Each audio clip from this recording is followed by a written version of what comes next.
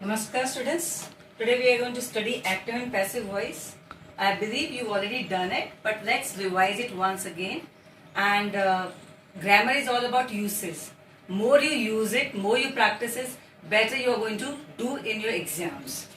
So now what is voice? It's a form of verb. It takes to indicate whether the subject of the verb performs the action or receives the action. If the subject of the verb performs the action, then it is active voice, and if he receives the action, then it is passive voice. For example, I write a letter.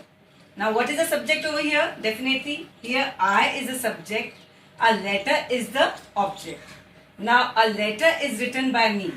So here you can very well see I is a subject, I is performing the action. So it is active voice, whereas the subject which has become the object is receiving the action. Now it is the passive voice.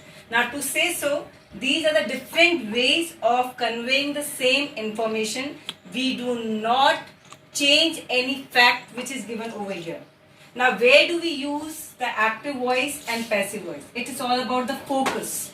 What do you mean by focus? If you want to emphasize the work of the doer, then you use active voice. And if you want to emphasize the action, then you use the passive voice. For example, like you must have seen, you must have read the news that Sachin Tendulkar made 10 centuries or 5 centuries and all what. Okay, so there we want to emphasize the work of Sachin Tendulkar.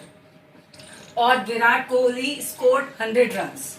And if we want to emphasize the action, like annual function is celebrated every year in MGPS with enthusiasm or fervor. So here we want to emphasize the action, that is the annual function. So here we use passive voice.